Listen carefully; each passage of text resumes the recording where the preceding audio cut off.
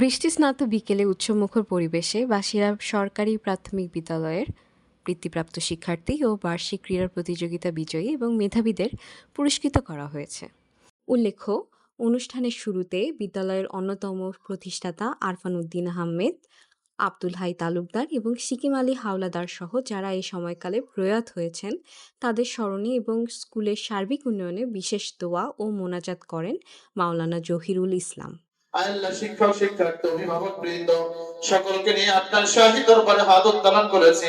রব্বুল আলামিন আমাদের এই অনুষ্ঠানকে আপনি কবুল করে নিন। অনুষ্ঠানের শুরুতে সাবেক পরিচালনা কমিটি নবনির্বাচিত কমিটিকে ফুলেল শুভেচ্ছা জানিয়ে বরণ করে নেয়।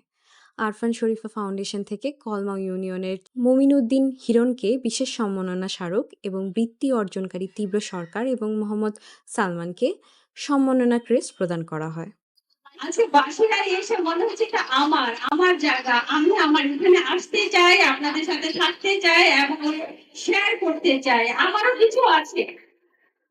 আমরা হচ্ছে যোগ, বিয়োগ, গুণ, ভাগ, নামতা, সংখ্যা, সাক্ষরতা শিখাবো, কিন্তু এটা আপনারা আমাদের সাথে থাকবে।